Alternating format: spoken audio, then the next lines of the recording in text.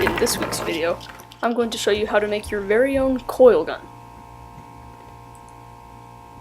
So this is our coil gun. We have our power supply and things back here, and we have our actual gun here. So let's start with the gun. The gun is about 250 turns of 26 gauge magnet wire wound around a couple of old pen tubes, and it kind of tapers to a point right here. And then back here for the power supply, we have these two big giant transformers, and they're way too heavy for their size. They're basically acting like an isolation transformer.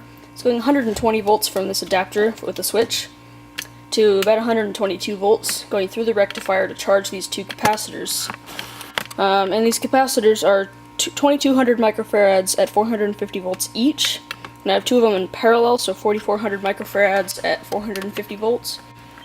And that goes through a simple, just little touch switch thingy here to dump all the power into the gun and shoot the projectile. These are my projectiles. This one is basically just a straight 6-sided hex thing for a screwdriver, and this one's a 6-sided hex but has a Phillips on it. And I use this with a point on it so I can shoot it into things, and this one just has a lot of mass, so I use it for shooting hard and fast. It's things I don't want to punch holes in, but I want to hit really hard with. And these are about, they're like 1 ounce each. They're pretty dense. This is one of the capacitors I'll be using. I got these on eBay for about $7.50 a piece. I got them in a pack of 3 for 20 bucks, including shipping and tax and all that stuff. The screw terminal, whatever. 450 volt, 2200 microfarad, and I made sure to get ones that have a surge of at least 500, so that if something goes wrong, you know, it's probably going to be okay, unless I reverse the polarity. But okay, the operation of this coil gun is extremely simple. To charge the capacitors, all you have to do is briefly turn this thing on, and because we have an isolation transformer that can deliver like 40 amps of current, it goes really fast. And then what we do is we come over here, we take our projectile, and we load it into the barrel so that it's just barely inserted in the barrel, right there, like that. And then, just to make sure it's charged, just turn it on for a second again. And then to shoot it, you just touch these two wires together. And it went down there, so let me go find that, I'll be right back. Okay, I found it, but it wasn't where I thought it was. It was somehow way over there next to that Tesla coil. Somehow it like bounced over there and I saw it fall down, but it didn't. It was way over there. So that just goes to show you the power of this coil. So exercise caution if you're going to try this yourself, and whatever you do, don't touch the capacitors. Please exercise caution if you're going to try this yourself, and whatever you do, don't touch the capacitor terminals. If you touch them, it will probably blow your heart to pieces. So, don't. I'm gonna try and shoot my coil gun across the room in my basement here. So, watch and see if you can see it. I'm not sure you will because it goes so fast. But watch anywhere. I'm gonna aim for that board right here. So, here we go. Alright, I'm gonna shoot it here in 3, 2, 1.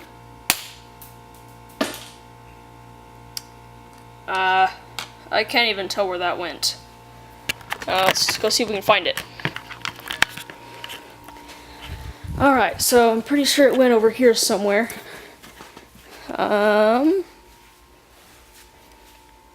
Jeez.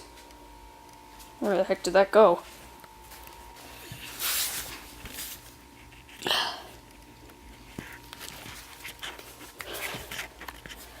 Okay, I found it. It's right here.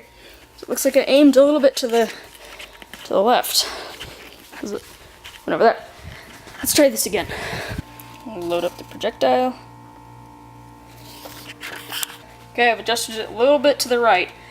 So go ahead and charge it up. Alright, 3, 2, 1. Okay, I can tell it hit something. Not exactly sure what it hit, but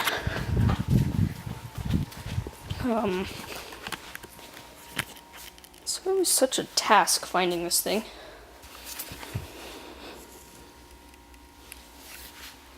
I heard it hit somewhere over here. Where is it?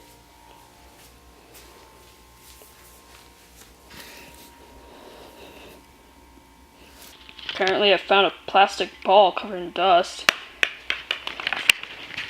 Okay, let's see if you're better than me. Comment down below if you saw it anywhere in those clips. Aha! I found it! It was underneath this blanket thing, so apparently it like ricocheted off or something, I don't know. Let's go shoot it again. This time I'm gonna aim it more up, because, yeah. Load this in. I'm gonna use this drawer thing to hold it up that I just found. So I'm gonna get that into there real quick. Alright, got it elevated up a bunch. It's a pretty steep angle. Let's see if we can get it to hit that piece of wood dead on. Alright, here we go. 3, 2, 1. Ah, dang it, it bounced a little bit. I tried to watch it this time so we don't have to go through all the painstaking tasks of finding it. Yeah, there it is. Alright. One more time just for good luck. Alright, it's angled up a little bit more, so start charging it here. Load up the bullet. Okay, 3, 2, 1. I think we did it. I think we did it. Let's go see where it landed.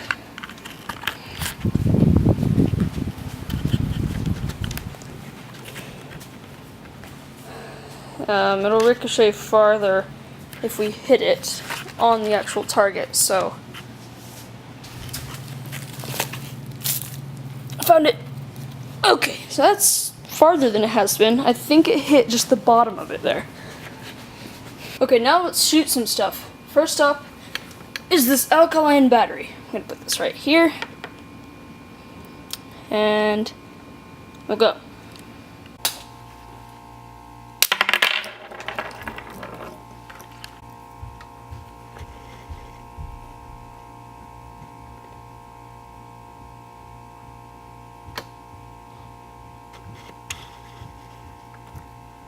Alright, let's try shooting my 3D printed phone tripod mount. I 3D printed that a while back and I use it to put my phone on the tripod. I use it with FaceTime and stuff, which I guess isn't normal, but I do it anyway. So, just sip a little bit. Charge it up. Alright, 3, 2, 1. Okay, obviously this thing's pretty light, so it can just get knocked back and absorb the force, but there still is a little dent right there. If you can see it. I was using the pokey one, so it kind of left an impression right there. No, like I said, if I had this taped down, it would work better because it wouldn't absorb as much of the force. But still, that's a pretty good result for hard plastic that's been melted, then solidified, and all sorts of stuff. So, alright, now let's try this random circuit board that I found laying around that I'm pretty sure came from the same thing as these transformers. Some audio processor thingies, whatever. Let's try this. So, arming. Let's put in the big bullet this time. Charged. Alright, 3, 2, 1. Oh, okay. I'm not exactly sure where it hit. I'm assuming it's this hole right here. You know, the one that goes all the way through. I'm just kidding. This isn't the real circuit board. I just drilled a hole in this. This is the real circuit board. Remember the heatsink? And to be honest, I really can't find any noticeable damage on here. At all. And I was expecting that because these things are made out of fiberglass and are really strong. Like with that other one that was fake, it took me a long time to drill through it. Alright, now let's try a little piece of sandpaper. It's like thick cardstock paper, so we'll see what happens here. And I'll use my pointy one just to give it the best chance of poking through. Alright, it's armed. 3, 2, 1. Oh, I don't even know what happened. Yes! It did in fact poke its way through. It poked in there and came out the other side, bounced off, and went somewhere on the floor over there. Yes! Success! I'm going to try that again, but with the heavy projectile, so that maybe it can just do a lot of, I don't know. Alright, armed. 3, 2, 1. Oh, dang. Ow, that was loud. It didn't poke through. All it left is that kind of an impression right here. I don't think you can see it.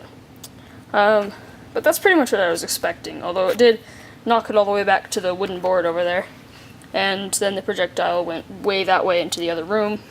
So, pretty much what I was expecting. It was really loud, my ears are still ringing. But, yeah. I'd like to give a shout out to Tanner Tech, who inspired me to make this coil gun, and also I've improved on his design and made it a lot more powerful. So, Tanner Tech, if you're watching this video, you can build this, put it on your channel, and have a lot of fun, and be safe. Now you know how to make your very own coil gun for, honestly, pretty much dirt cheap. The only thing I had to buy was the capacitors, but anyway. Thanks for watching the video. If you build something similar to this, make sure to let me know down in the comments. It really let me know that people appreciate what I do, because this took probably like a year to develop and make it as optimized as I could get it. But obviously you can charge the capacitors up more. This is just all I have on hand right now. But yeah, thanks so much for watching the video. If you liked it and or learned something, make sure to drop a like and subscribe. If you could share the video, that'd be awesome. I'd kind of appreciate it. And subscribing is free, so just click that button real quick. Just right here. It's not that hard. Just click right there, and you'll subscribe, and you'll never miss an upload again. I know it's been a while since I've uploaded, but still.